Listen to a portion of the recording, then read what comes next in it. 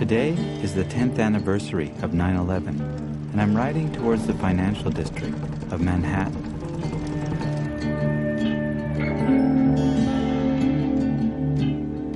The last time I was here, the smoke was still rising. I was in the midst of shooting Scared Sacred, my journey to the ground zeros of the world, from Hiroshima to New York City.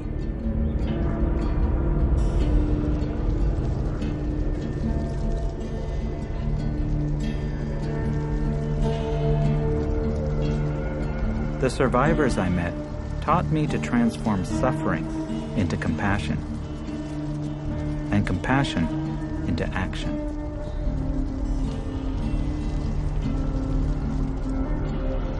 Today, I can't help feeling that the entire planet is on the verge of becoming a ground zero.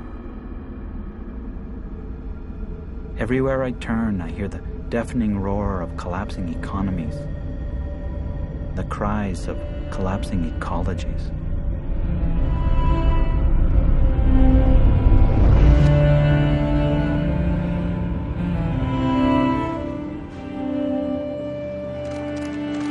See, many people are losing hope, and they know how bad the situation is with climate change. But I see also an opportunity here. And my question is, how can the climate crisis be transformed into perhaps the greatest love story on Earth? Love? Yes. It is a love story in certain ways, at least on some days. And there are days when, part of me is just pissed off. I'm sorry, I'm just getting distracted because I don't know what's happening here.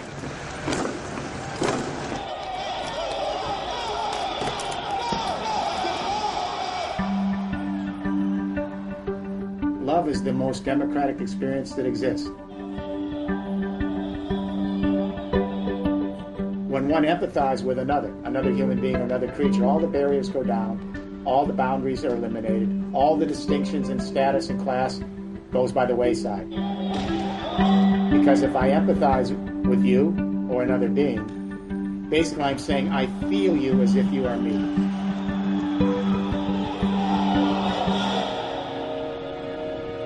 Beautiful. I love that question. How could the crisis we're facing become a love story?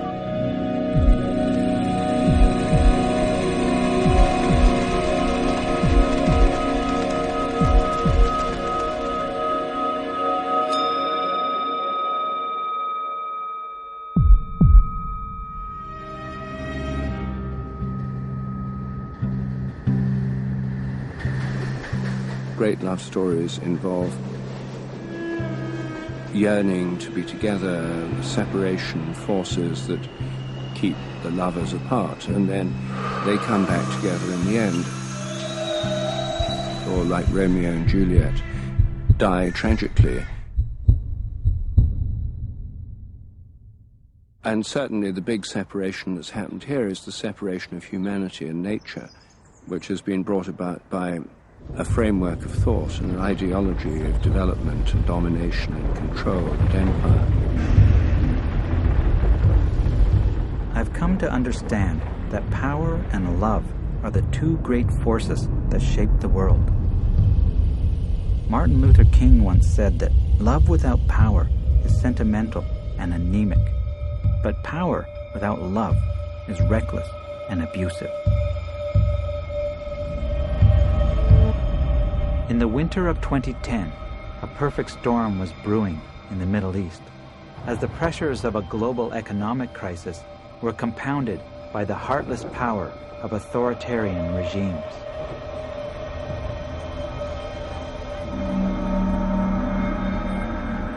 In Tunisia, a young man named Mohamed Bouazizi reached his personal breaking point. Like too many people of his generation, he faced an uncertain future. He was barely surviving by selling produce at the side of the road, until even that was taken from him by a corrupt inspector. And so, he set himself on fire.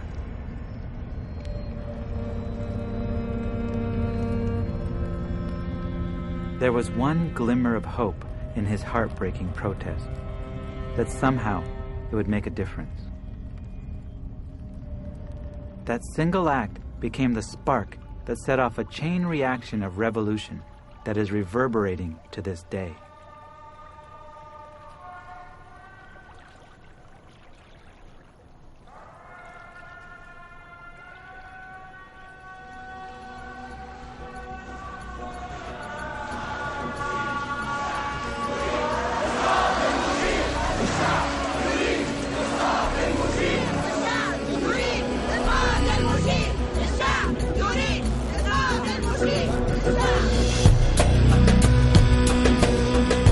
Where were you when the revolution happened in January? This was paradise for me. Ah. Standing in front of 10,000. They are saying down to work. I'm cool. I'm cool. This is one of the best moments of my life.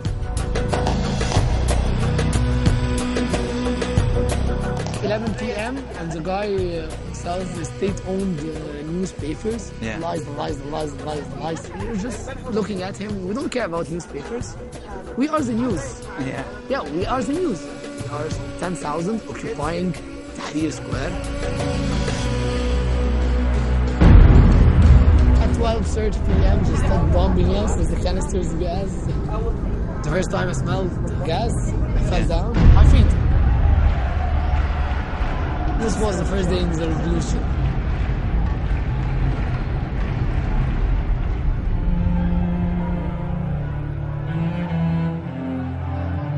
Tahrir Square became a temporary autonomous zone, free from the crushing corruption of oppressive power. For the first time in 30 years, people were able to speak freely. It was a leaderless movement, with young people, old people, and people of all faiths coming together to try and change the system. It became an expression of public love.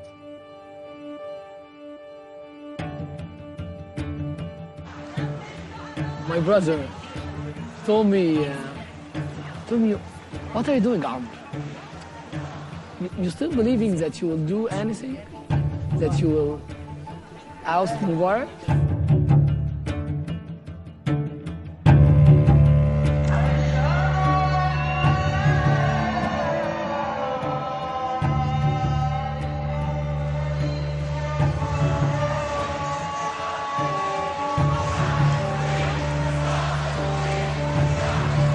On the 11th of February, I called him this day and told him 3 p.m. that Mubarak is out. He told me, what are you talking about? Are you kidding? I told him Mubarak is out. Well, he was screaming and people were screaming.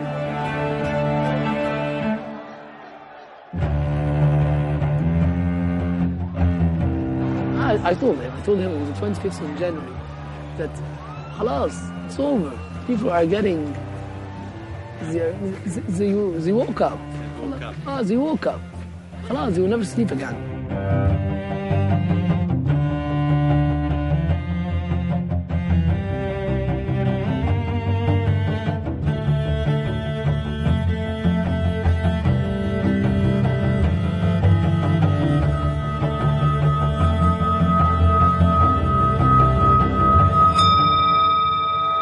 Being awake is love.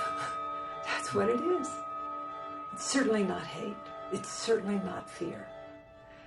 But what it is the sense of being not separate from all the suffering and all of the emptiness, all of the compassion, all of the wisdom, all of the liberation, and all of the enslavement, to understand we're all that. We're in a threshold experience right now, And there's so much profound uncertainty that is in the weave of the world today. Young people are facing a future that is so indeterminate, whereas, when I was young, there was some kind of sense of predictability in the world. The notion of security in terms of what our future will be it's gone. We can't really figure things out. Now that sensibility either produces extreme resignation, people just go into helplessness, and helplessness is a companion of fear.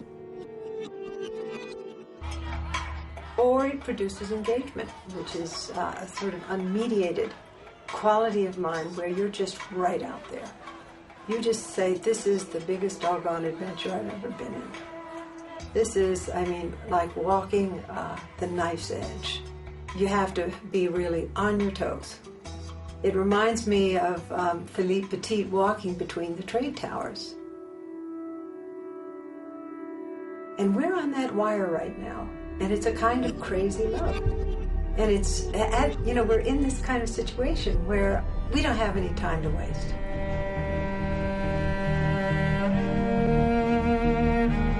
And I like the Zen evening verse that we chant that go, life and death are of supreme importance. Time passes swiftly and opportunity is lost. Let us awaken, awaken. Do not squander your life.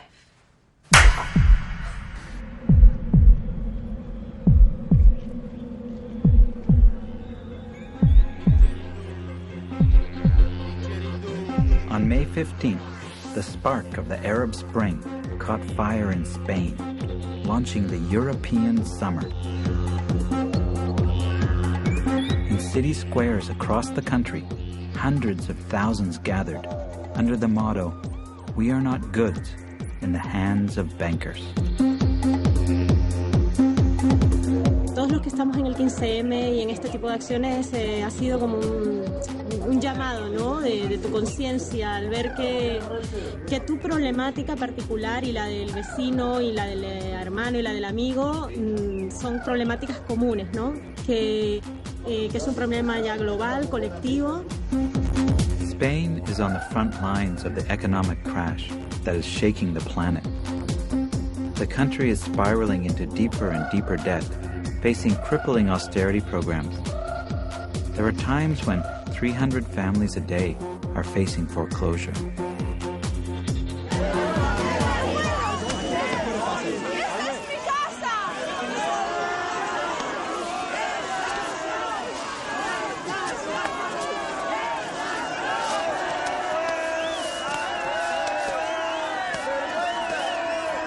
Periodista, llevarlo a la ¡No! ¡Never!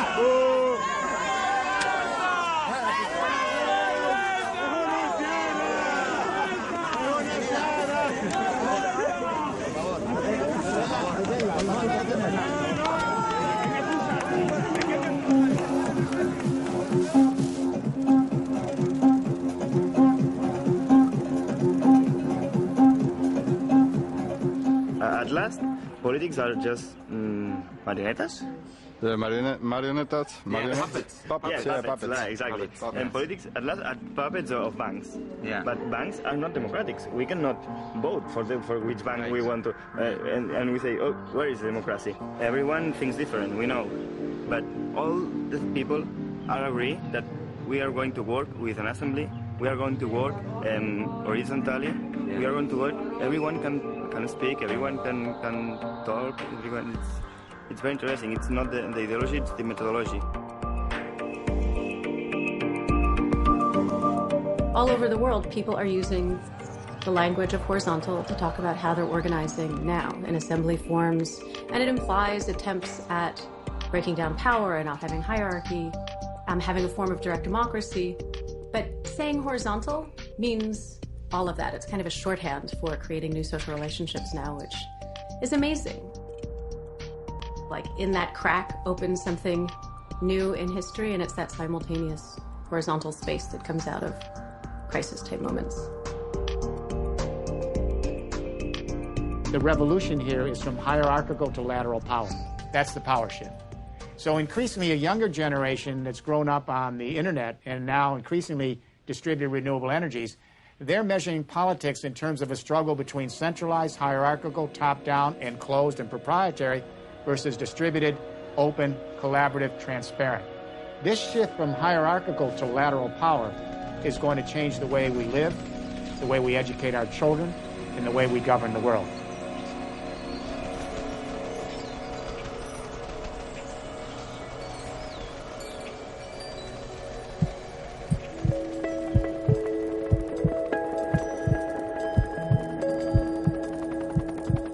It's a week after the 10th anniversary of 9/11, and once again, I find myself heading for the financial district of Manhattan. This time, I'm answering a call. Occupy Wall Street. Bring tent. I bypass the new towers rising from ground zero and stop across the street at Zuccotti Park, soon to be renamed Liberty Square.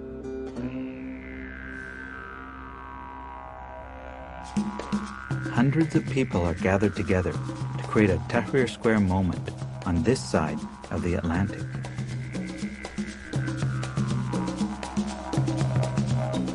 Immediately, I can tell that something's different. We're not just protesting, we're discussing. There are no leaders offering ready-made solutions. Unlike the usual activist campaigns that start off with a predetermined demand, this is a process, not a product.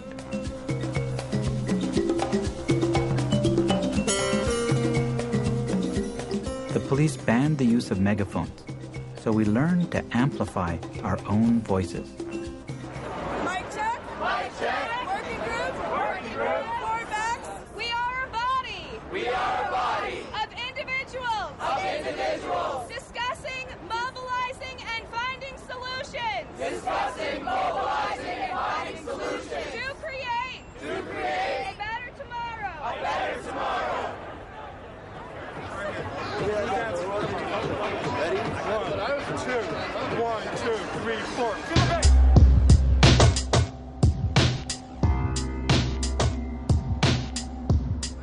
How could all this crisis, which seemed to be building all together, how could that become a love story? A love story. Yeah. Brother, can you spare a dime? But it's all about love. Right. Brother, can you spare nice? Brother, can you spare a dime? I can't spare a dime, but I can spare a peanut butter sandwich.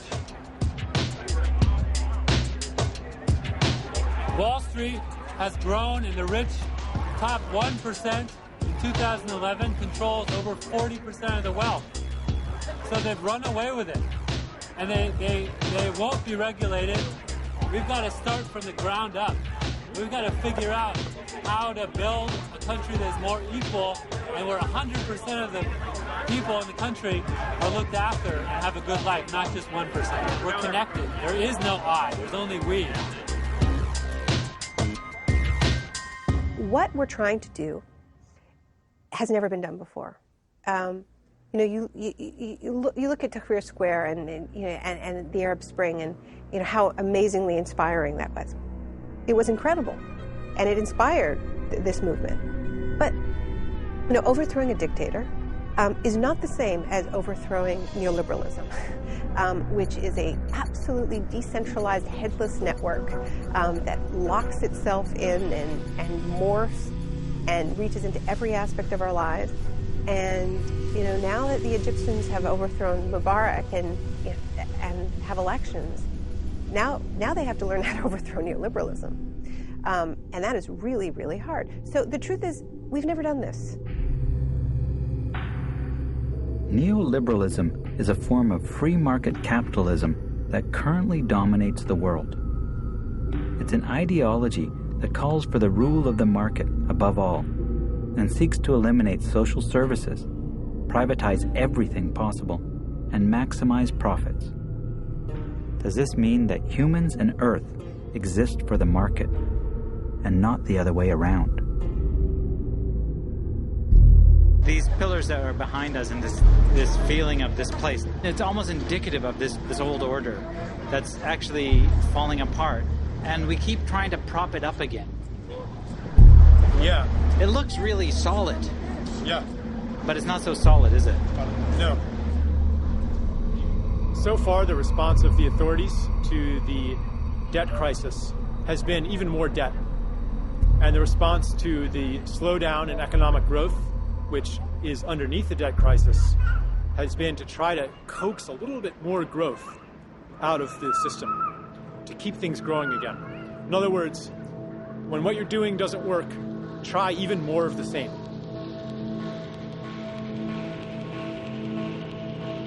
If you want to keep the debts serviced, then you have to force people to devote more and more of their income to debt service. That's what they're trying to do with Greece. You're going to have to cut pensions, you're going to have to cut social services, so that you have more money to pay your creditors. The problem is that this never ends. You can keep Greece and these other countries paying their debts if you impose enough austerity and back it up with military force. You can keep it going for a few more years. But the cost is higher and higher, just like any addict. We could say that our system is a debt addict. The disintegration of that system cannot be stopped. It can only be upheld and continued at ever-increasing cost. Like, you can keep growth going if you continue fracking and you dig up the Albertan tar sands and you drill in the Alaskan Wildlife Refuge. You can get a few more years of growth, but the ecological costs get higher and higher.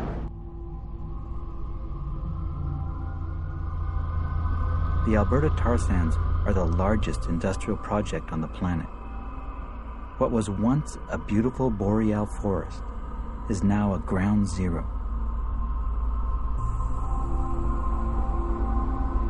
It is a final colonial pillage that's going on right now.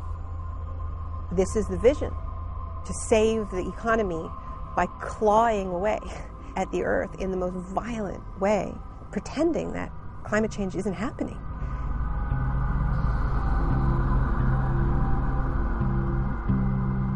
To love Mother Earth as if she is my real mother, as if she's my real grandmother, So for me, is to love her, is to take care of her, even to cry for her sometimes. I've been in those situations where I cried for Mother Earth. I see something happening, like in the tar sands, for example. I cried when I saw the devastation that's happening there.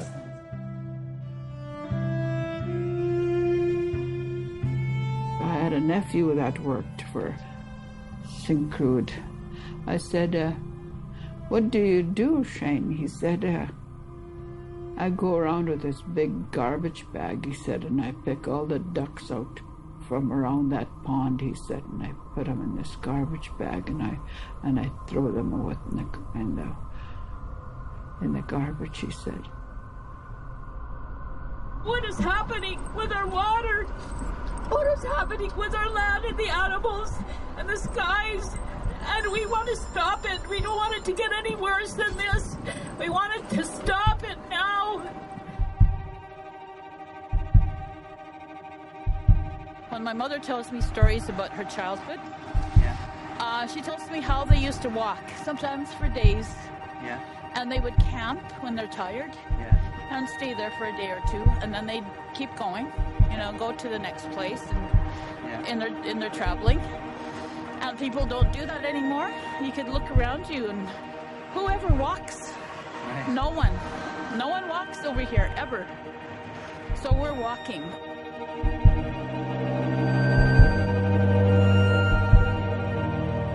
I am 82. I'm going on 83. Holy cow. Okay, I want to be like both of you when I grow up. When I grow up. Yes.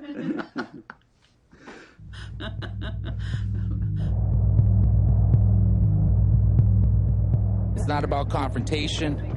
It's about communities coming together and marching to pray for the healing of the world's largest and most destructive development in the history of mankind, known as Canada's tar sands.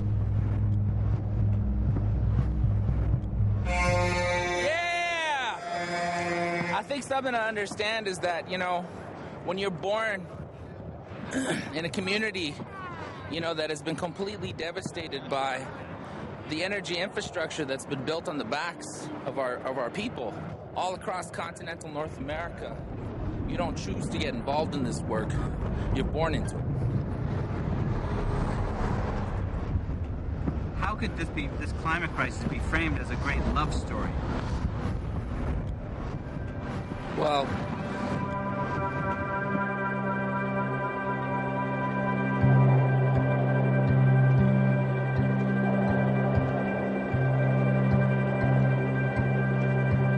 if there wasn't so much love, there wouldn't be so much pain. It's like love is the nervous system of the universe, bringing us joy and sorrow. Sometimes it feels like I've got ground zero in my heart, because the capital of government has succumbed to the government of capital. But I know the longest night gives way to the strongest light, so I prolong this fight till what's wrong is right.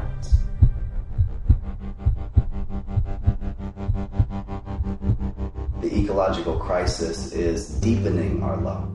It's deepening our love for the planet. We are called to love more fully and to express our love in more powerful, visionary, and effective ways.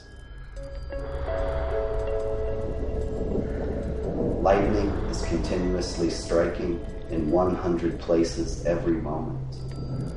The universe spills through our dreams.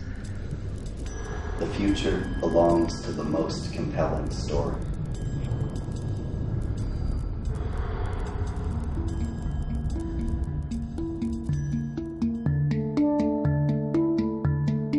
We are creating a new story in this temporary autonomous zone.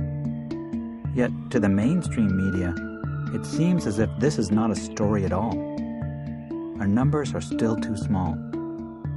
So we are telling the story ourselves through Twitter, Facebook, and independent media. So why are you here? Why are you here at the square? Well, if anything, my family has been like the epitome of the struggle. You know, foreclosure, unemployment, tuition costs. It's just the epitome, you know. My mother struggled to feed me and my little sister. You know, anything you can say, I can empathize with you. And I wanted to come out and empathize with all these people and stand in solidarity, you know what I mean?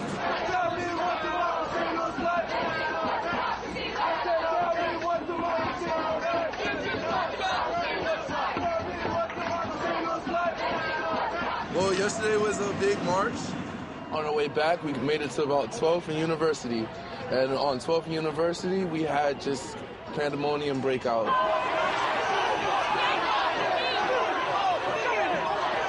It was just like everything just went into slow motion. Because all you see is people getting pepper sprayed, swept to the ground by police and getting beat. Then I turned and I saw my friend, Katie, get knocked down to the ground. And when I reached down to help her, I was pushed really hard. The officer just started throwing punches, and, you know, about four cops was there kicking me in my stomach, hitting me with batons, and, you know, laughing about it.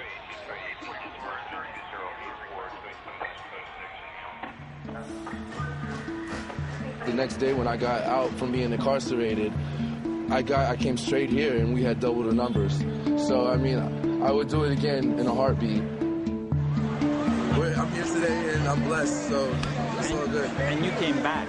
Yeah, I'm back. You know, I'm even stronger, back and better than ever.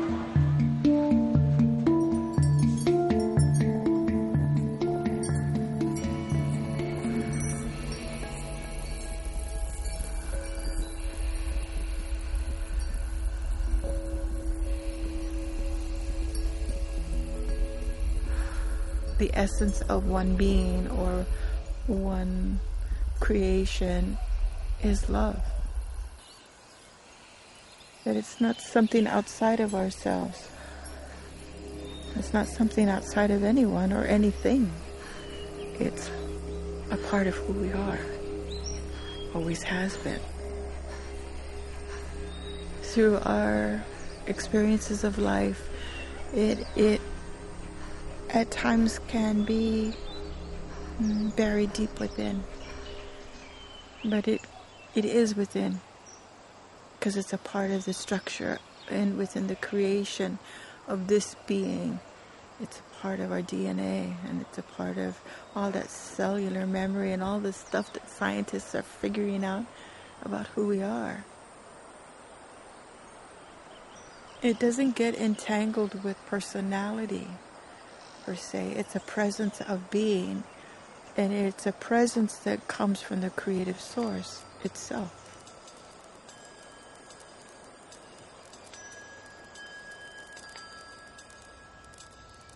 You don't have to work as hard to look for it, because you can see it wherever you go.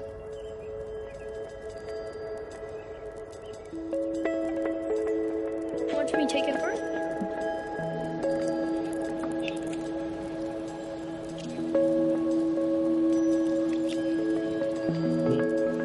It's like a little temple of seeds.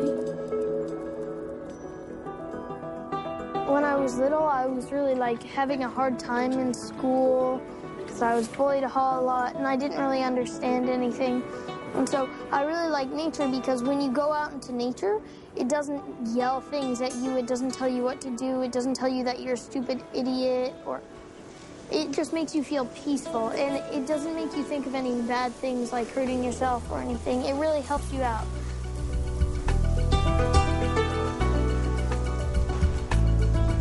Because everybody's trying to control things, and in nature doesn't want to control anything.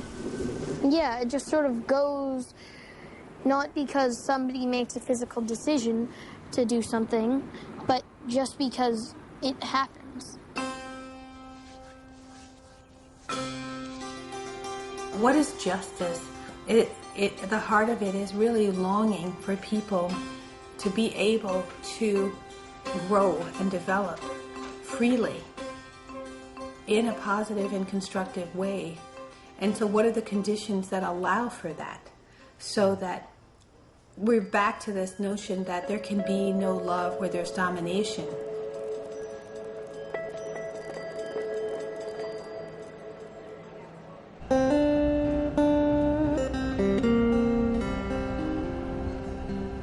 What did you just tweet?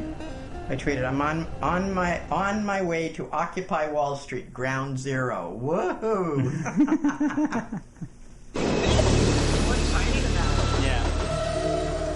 My dear friend Judy and I have been tracking the movements building on this planet for years. When Occupy Wall Street burst into life, we both felt that something new and important was happening. It didn't take much to convince her to come down to witness it for herself. He came from California. Hey, kids. Hey, she came from Canada. Kids. Even to you, we're not kids. There's a sort of a combination of a loving atmosphere with a lot of excitement about discussing ideas and proposals. I've never seen anything like that.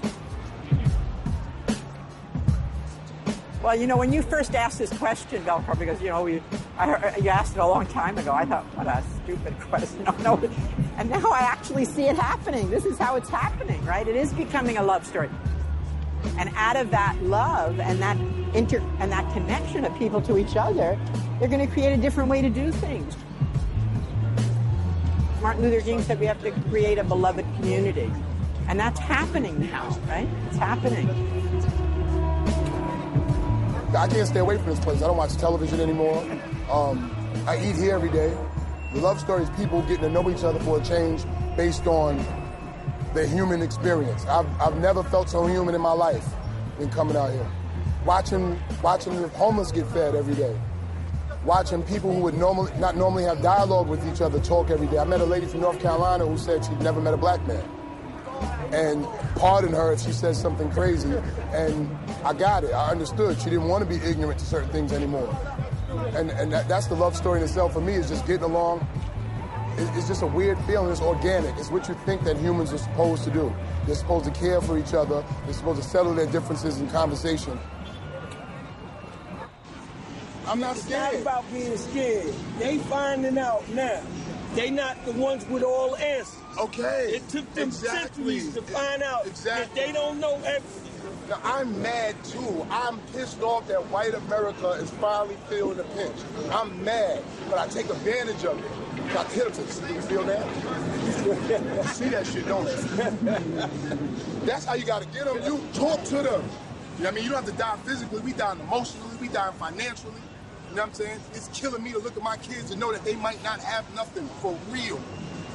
For real. My 17-year-old daughter is talking about going into the military for real. My beautiful daughter is willing to kill herself to have some money in her pocket. That's a problem. But when you tell them that it ain't going to work, it's never going to work. Telling them that they can't fix it is scared because they can fix it today. You sure about that? I'm positive about it.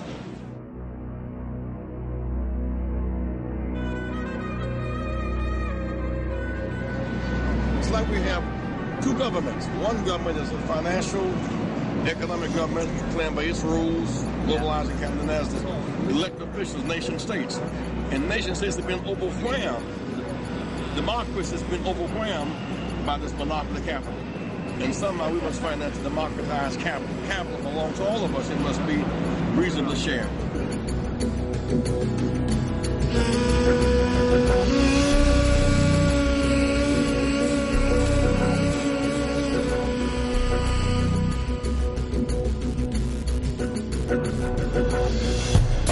There are clear demands in Occupy Wall Street. There's a demand for economic justice, and that's the demand that would change everything. There's enough food in this world, there's enough housing in this world, there's enough shelter in this world, there's enough clothing in this world, there's enough teachers, there's enough universities for everybody's needs to be met. And the reasons they aren't is not because of lack of resources, it's because of distribution, and that's the politics of hate. Which is why this is a movement against that. That's a politics of love.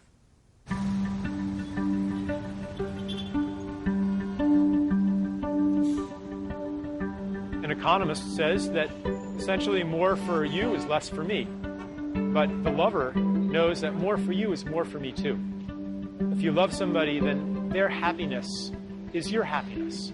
Their pain is your pain. Your sense of self expands to include other beings. That's love. Love is the expansion of the self to include the other. And that's a different kind of revolution. There's no one to fight. There's no evil to fight. There's no other in this revolution.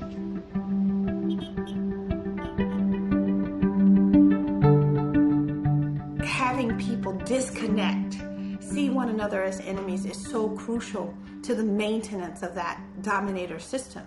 And that love comes in and says, there isn't any difference that can't be understood. There isn't any conflict that can't be reconciled. So that love becomes a major, major threat to the formation of any kind of culture of dominator thinking and dominator society. The sky does not belong to Exxon. The reason that it's so great that we're occupying Wall Street is because Wall Street has been occupying the atmosphere. That's why we can never do anything about global warming. Exxon gets in the way. Goldman Sachs gets in the way. The whole fossil fuel industry gets in the way. So far, since Kyoto, we've accomplished essentially nothing as a planet to deal with climate change. In the end, it's not a technical issue, it's a power issue. What there is enough power in the fossil fuel industry to block any actual change in the way that the world's economy behaves.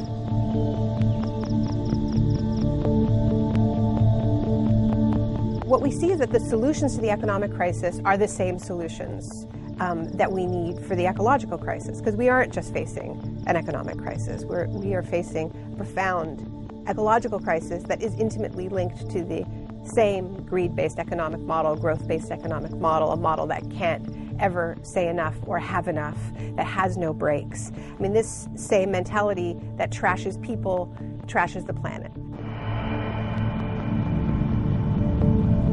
This year, thousands of temperature records are being set. The hottest, the wettest, the driest. Forests are blazing. Extreme droughts are threatening our food supplies. Sea levels are rising, and the ice caps of the world are melting. Climate change is happening now, in real time, and it's going to affect us all.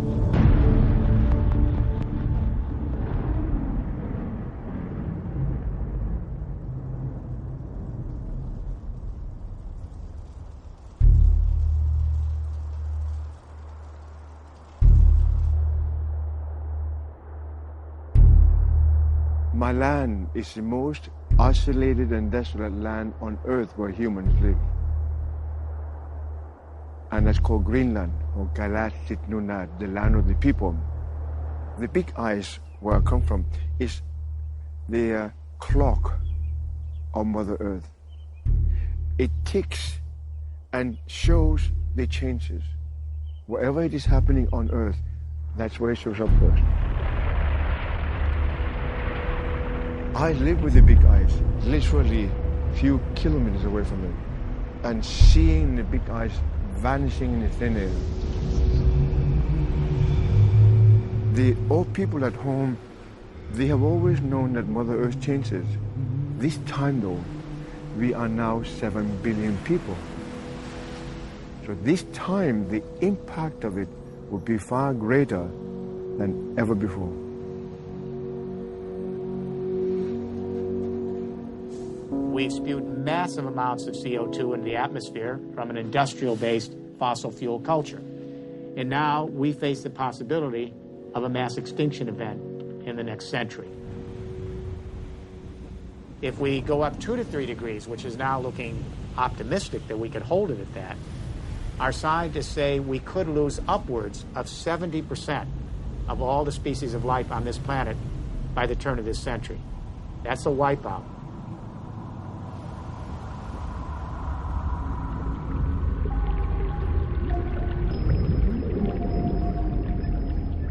What's wrong with us as a species? My sense is that the problem lies deeper than just finding new ways to regulate the global economy or coming up with some kind of a deal on climate change targets. What's really wrong here is that our government leaders, our business leaders, and for that matter, the rest of us, we're continuing to live on ideas about the nature of human nature and the meaning of the human journey that we inherited some 200 years ago, the beginning of the market era. Are we predatory, competitive by nature? Are we self-interested, materialistic, utilitarian, seek only to perpetuate our survival, and driven by libido? If that's who we are, we're likely doomed. Those ideas about human nature, the meaning of the human journey, are toxic, they're dysfunctional, and they've kept us from addressing the great issues about our future survival as a species on this planet.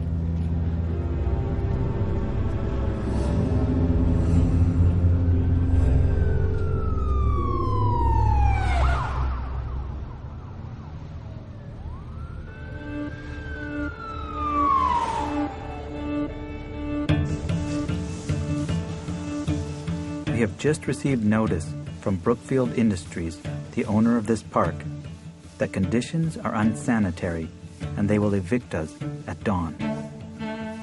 That's the same excuse they used back in 1968 to clear Martin Luther King's Resurrection City out of the mall in Washington, D.C.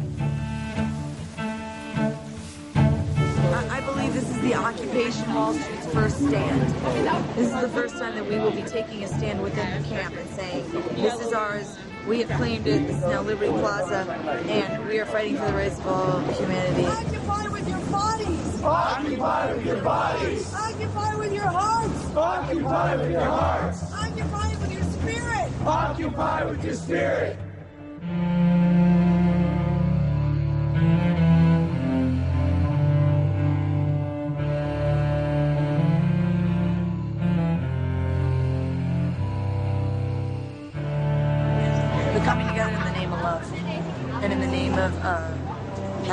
for the future. It's the only thing that fuels us, the only thing that saves us. It's the only thing I really think that is keeping this movement going, because we are tired. We are all tired. We're all soaking wet. We are all soaking wet. We are irritable. We are irritable. And our voices are hoarse. And our voices are hoarse. Does anybody want vitamin C? I'll take one. There are those moments sometimes when you're a part of something that is so big and so much bigger than you that the only response is a kind of physical sensation, because you can't think it and you can't even come up with words to express it. It just is a feeling. White check! White check! Good morning, Occupy Wall Street! Good morning, Occupy Wall Street! Good morning, planet Earth! Good morning, planet Earth! There is nothing we cannot do! And that morning, 4 o'clock, 5 o'clock in the morning, by 5 o'clock, no one could get in the plaza. There were so many thousands of people, no one else, because it was filled with everyone. They can't arrest all of us!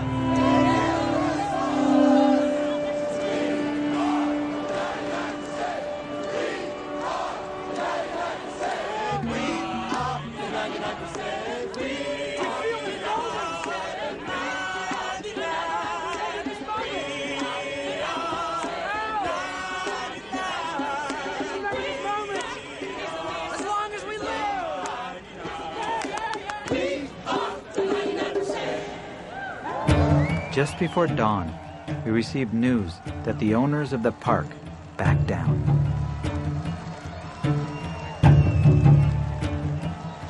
It was where the plaza was no longer a place, a geographic place. It was something else. It signified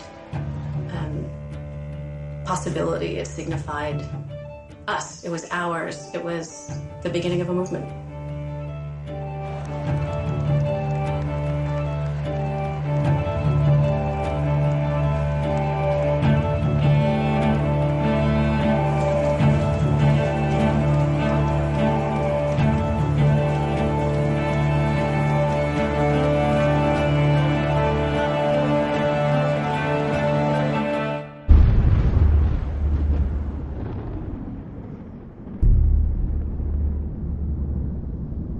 Isn't working for the 1% either.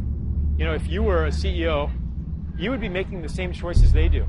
The institutions have their own logic. Life is pretty bleak at the top, too.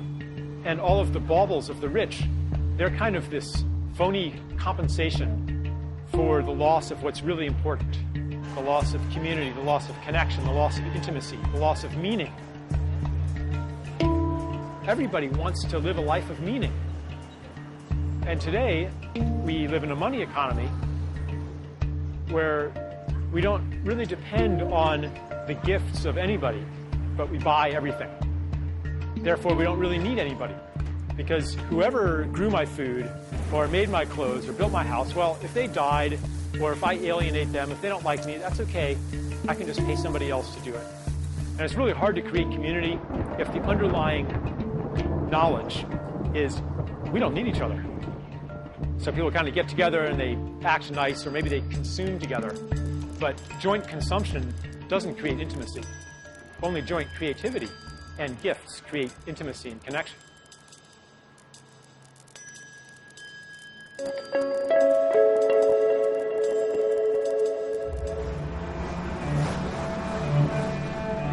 Our current cultural story tells us you get to work, you do your job, earn a lot of money, and that will help all of us because it will grow the economy.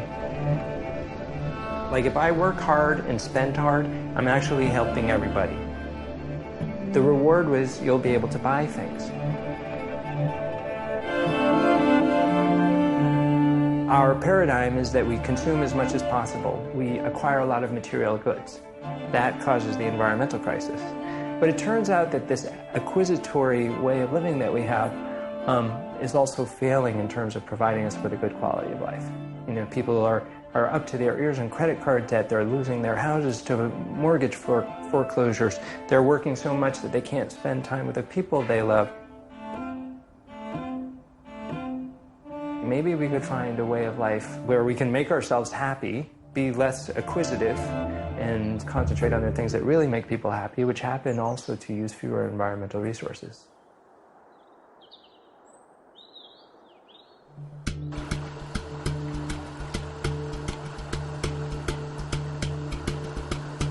El ser humano de pensamiento occidental quiere vivir mejor, cada vez mejor, acumular más dinero, tener más poder, tener más fama.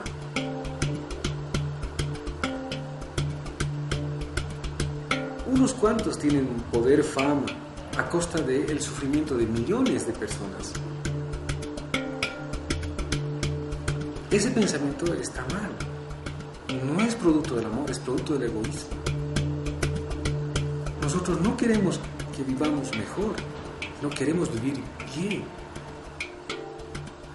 Y vivir bien significa volver al equilibrio, volver a la armonía natural. ¿Y cómo vamos a cambiar la forma de vida? Volviendo a nuestra identidad.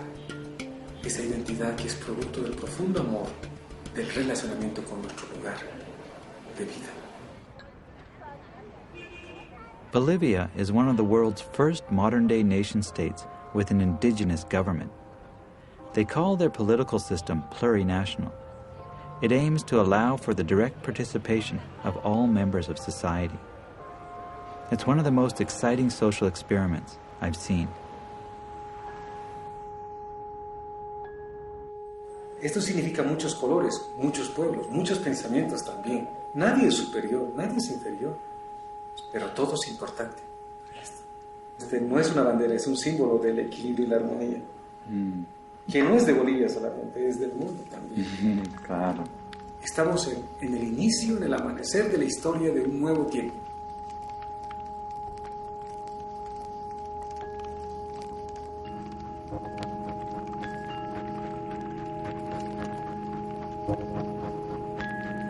Crises are always the starting points for evolution.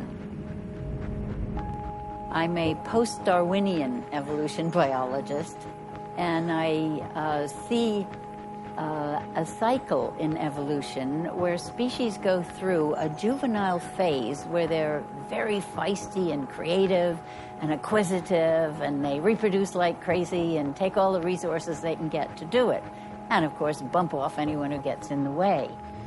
And when you have individuals, you always start to get some tensions and conflicts. And that's the Darwinian part of the story. Eventually, you bump into the others so much that you start some conversations, some negotiations.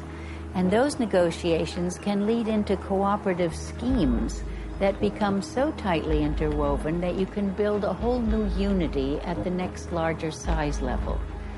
A pioneer ecosystem is made of species that are feisty and competitive and bumping each other off and stuff. And a climax ecosystem is made up of species that are tightly interwoven and all feeding each other, like mature rainforests and coral reefs and prairies with many, many species interdependent in a dance of love and interchange of all kinds.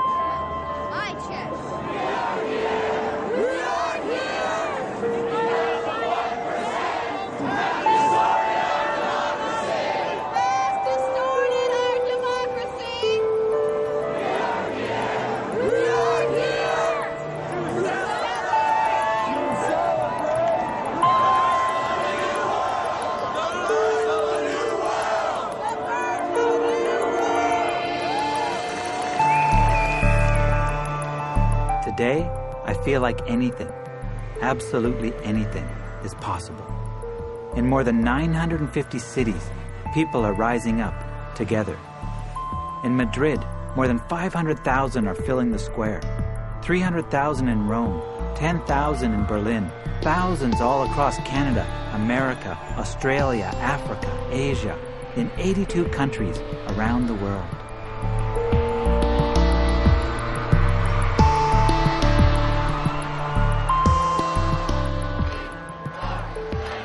Yeah, this is crazy. I've been here since day 2. And it's amazing. It went from 2 to 300 strong to global. If you look around, there's thousands of people. You hear that? The whole world is watching. Now they can hear us. Now they can hear us. We're too big to ignore. We're too big to ignore. Hey, Noah. Hey, brother. This is beautiful. Good to see you. And it's time to be on Times Square, because the time is now to rise up against economic injustice. We don't want to be divided up by the walls of Wall Street any longer.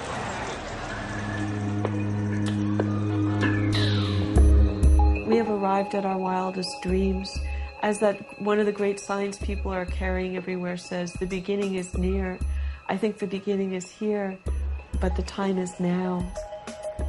We're not talking about utopia that we're going to get to, you know, that's X miles or years away. We're living it. The fact that the model's spreading and all these people, they're learning in general assemblies to think about what would it look like if I was a full participant? What would it look like if we were fighting for and also living for and loving for a world in which everybody is important? How can we be a movement in which our means are also our end? How can we have prefigurative politics? And of course, what do you want to prefigure is a better world, and what is that? A world of love. So, you know, of course, this is a crisis whose answer is love.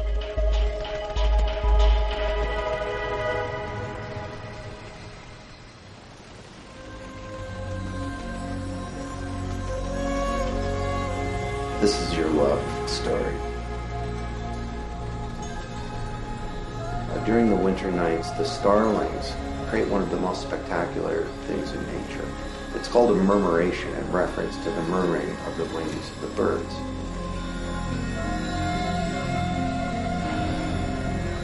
The murmuration functions on the basis of interdependence.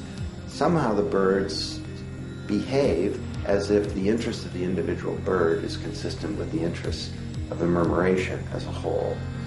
And there's a huge integrity to this thing, such that they collectively can fight off a fearsome predator.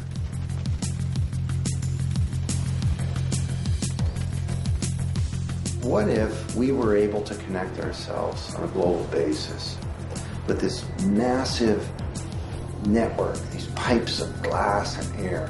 Perhaps we could create some kind of consciousness that expands beyond an individual, whereby we could consciously decide to solve some of the big problems that face the world. I think that humans are capable of great things. They're capable of love.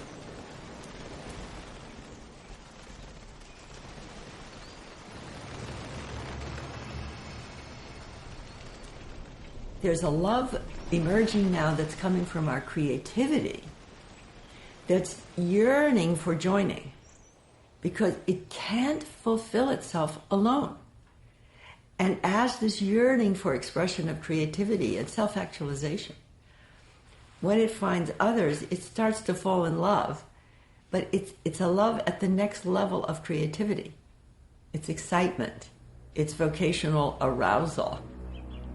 I see that the planet is going to be evolved by a massive uprising of creativity joined. And that what we need is just some help in our social structures.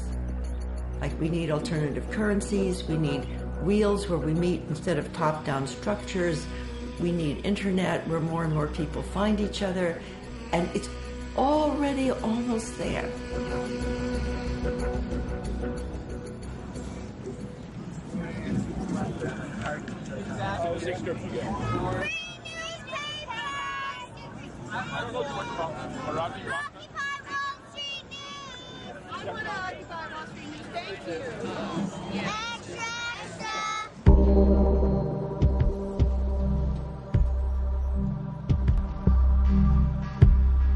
In the ways that people have come together there has been this attempt to try to build the society that we want in miniature. You have the fact that people are being fed and that there's free health care, but also that the way the kitchen is being run is with a gray water system and compost and organic food that's coming from local farms to the extent that they were able to do that. I think 14 bicycle generators were built. So there was an ecological consciousness to that occupation sort of built into it. What we're starting to see is discussions happening about occupying the food system, for instance, occupying the farms, occupying the rooftops for solar energy, and green co-ops. In fact, Occupy New York just passed a resolution to form their first green co-op, a printing press.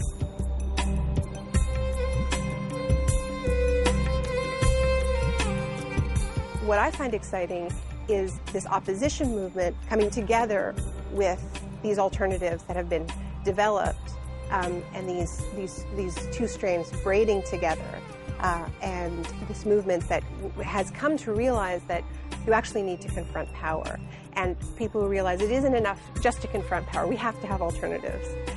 We can't just be against, we also have to be for.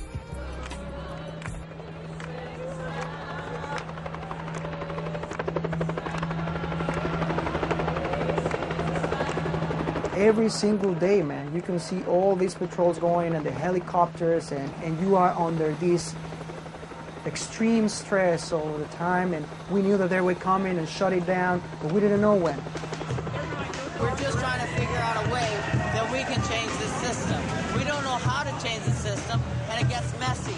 I respect that you're here as a person, and you don't want to hurt your fellow citizens as we try to speak out against injustice.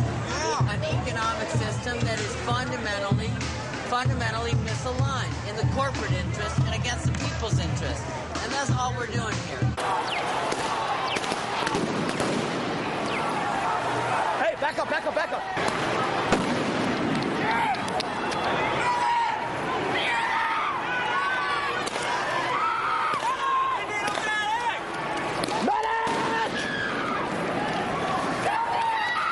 What happened? He got hit. He got shot. What's your name? What's your name? What's your name? Wake up. What's your name? What's your name? Shit. Did he say Medic!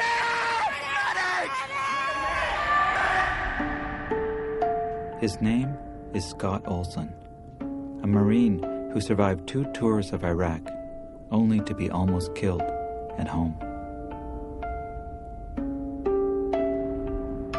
A coordinated crackdown is taking place at Occupy camps around the world. Why are these peaceful demonstrations so threatening? Dominated culture is, by its very essence, antithetical to the practice of love, because love is about joining, about community, about people coming together, and that's the core of any form of activism. Forming connection, learning together, so that all of that is exactly the opposite of what dominated culture would have us be about. It's so important that we have a conscious mind. How are we going to restore our relationships? So if we are advocating for a harmonious community, and we would love to have a sense of justice and prosperity, we cannot be using the same methods and the same tactics. Ends and means, for me, are the same.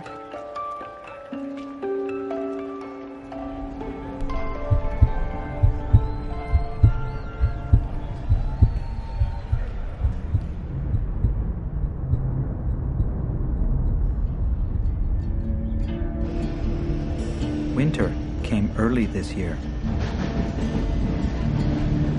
At Occupy Wall Street, conditions are getting harder and harder. I wonder how much longer we can last.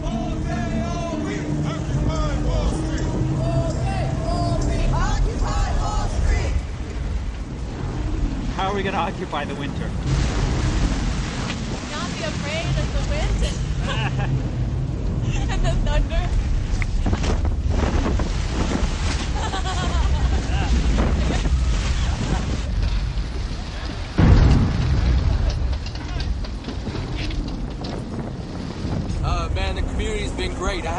left a tip because, you know, I'm not good with the cold. That we've had bananas offered to us, thermal blankets, heat warmers, anything. We've had medics come by and check on us, make sure we're safe. The community is looking out for us.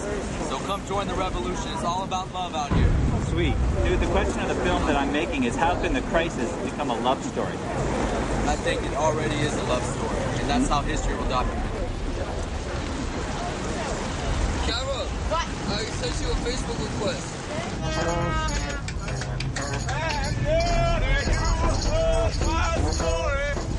Well, I take another shot of booze. And if anybody asks you, you tell them I got the Wall Street blues.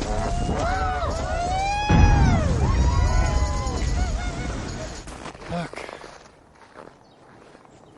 Wow.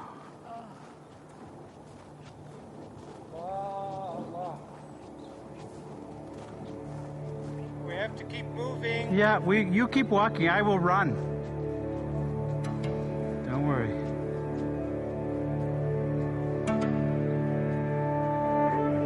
Love can be the liberating force for humanity because it's so primal and so simple, like light, that if it's allowed to move through us, its movement is endless, its creativity is endless. It wants to spread. It's contagious. The only issue is whether there is a wall, a blockage, blocking that light, blocking that force, blocking its movement. We are at this point where, you know, the people of the Kalahari call it the time of all devourer, where all devourer has devoured the rivers and the trees and the oceans. But we are that devouring beast also. We are not separate from it. How do we understand that as not a metaphor, but as our existential crisis that says we will, in fact, shed our own unskillfulness. We will shed that aspect of ourselves that is greedy, that is illusory, into that place where we rise up in the essential truth of who we are.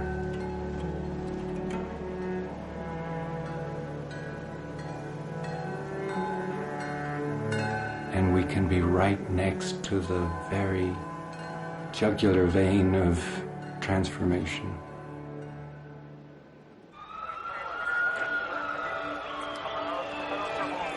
At 1 o'clock in the morning, unexpectedly, the police showed up and began driving all of us out of the park.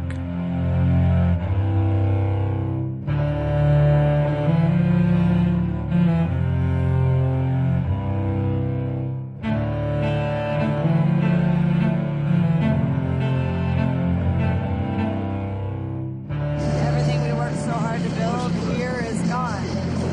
We took our part, it's gone. All we're trying to do is restore humanity in this world and offer a new solution. This is how we're treated. We fight a good fight, and this is what they do to us. I got this tattoo this weekend. I will continue to occupy, and I will spread my freaking message until the day I die.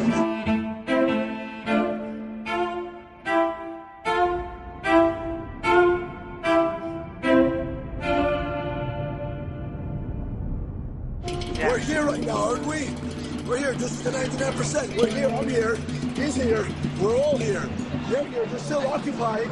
We're not inside there right now. The cops are occupying there for us. We're occupying the sidewalks right now. The 99% is still here. They can take a park. They can't take our hearts. You can't take that from us. You can't take our hearts, buddy. Remember that. We still got our passion. We still got our beliefs. We're out here. We're occupying the sidewalk. They can't do nothing about it. They can't do nothing. Stay in the park only one. We'll take out here. What's up, man? First of all, you occupy your heart, you occupy the possibilities, you occupy your dreams. The whole world is public space. They can take a little square away here and tear up some tents there, but they're not stopping us.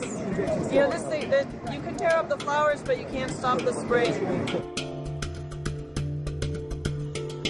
It turns out that living our lives in the face, making community in the face of these companies that destroy community as a matter of conscious policy and investment, that undoes them. It makes them nervous. It is nonviolent, it is creative, it's about staying together in public space and making communities. That's what we're doing right here in this corner. They can't shut it down, right? Oh no, oh no. We're already out of the barn. They can put us all in jail tonight. It won't help. It won't help them. It won't slow this. It won't slow this revolution down. This is happening now. Their containment, their little wall of blue here. We're already in the minds of the people sitting behind that reflective glass there. We're being taught. We're inciting conversations up in this office building. They're looking down at us right now and having conversations that are liberating them. We are the 99%. We are the 99%. We are the 99%. We are the 99%. We are the 99%. We are the 99%. We are the 99%. The force of love, the force of reunion is unstoppable. You can pave over the parking lot, but if you leave that parking lot alone for a while, then it begins to crack and weeds start pushing up through the cracks. The only way you can stop that from happening is to maintain that parking lot forever, keep paving it over. And we've been doing that. We've been paving over our souls forever and ever and ever, more and more and more. But now we're running out of the will to keep paving our souls over. We're running out of asphalt too. We can't do it anymore.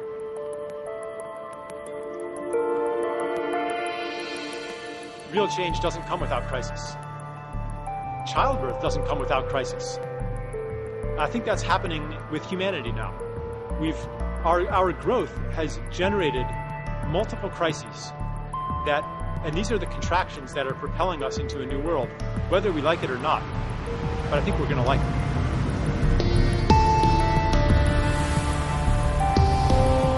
Even though there's been setbacks, it's sort of like when a wave comes in and leaves shells on the beach, you know, and then another wave comes in and leaves more on the beach. And that's the way movements are. They change the landscape like waves do, and each wave builds on the next wave. This is a big wave now that we're in. It's not going to be easy, though. It's not going to be easy. And the people in power, they fight like crazy to hold on to their power.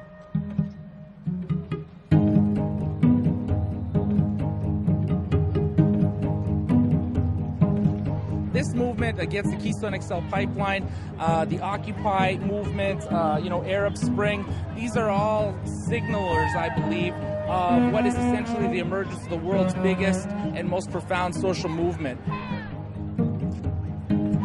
You know, we know that the system is broken. It was designed that way. It was designed to exploit, and we need a new economic paradigm, one that doesn't sacrifice communities at the altar of irresponsible economic policies for the benefit of the privileged few.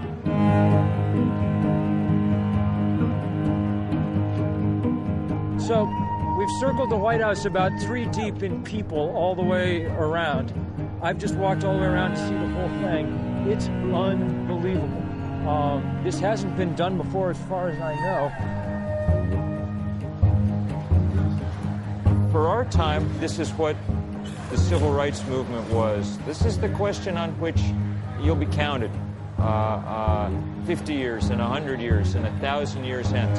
We're living at the moment when the most important thing that's ever happened on our planet is happening. And there is no love quite like that, you know. The willingness to put it all on the line for your neighbors, for future generations, for the rest of creation.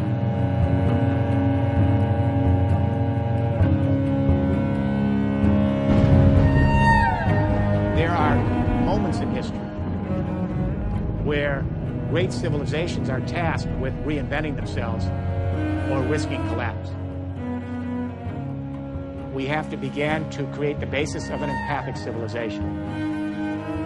I simply do not see how we're going to address climate change, create a new energy regime, develop a sustainable economic paradigm for present and future generations, short of this fundamental shift in human consciousness. But here's where I'm hopeful. We started off with limited empathic distress that extended to those of blood ties. And then we extended empathy to those who had similar religious affiliations. Then we extended our empathy to those who had similar national identities.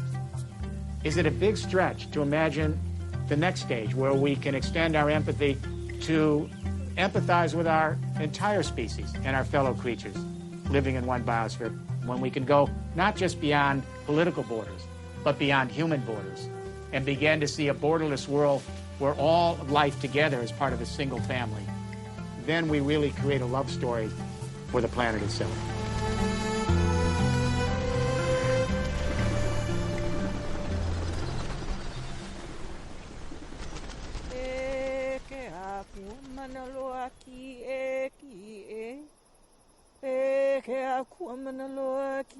This oli or chant is one that is an expression of life, an appreciation of what life is, and for this place that we live, for its mountains and its oceans and the land and all things that grow upon the land and dwell on it and fly above it and swim within it and crawl within it.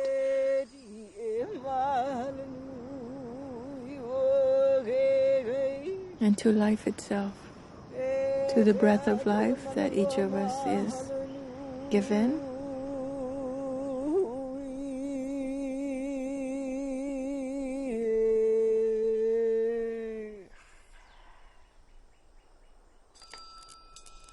Thank you.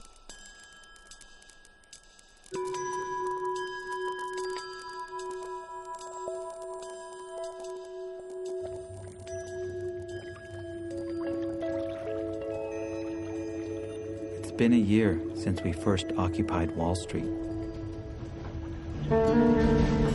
I started out looking for the perfect love story, but what I found instead was something even more beautiful. A messy love, an imperfect love, a human love.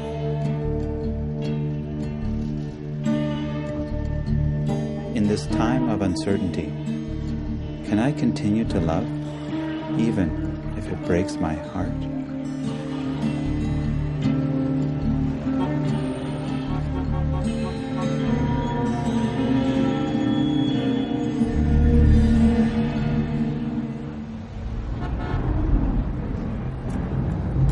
We live in a time of record-breaking crisis, but it's also a time of record-breaking vision. The spark of a global spring is now blazing.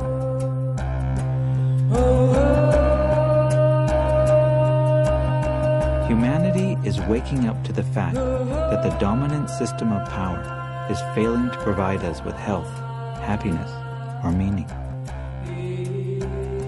We are creating a new paradigm as ancient as life.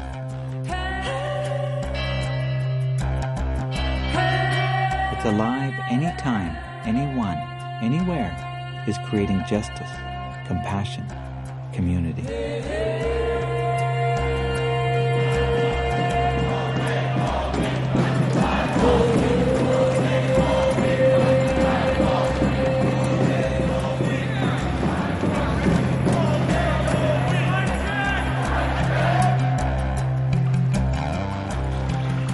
We are meeting the rising tides of this age of extinctions with radical grace.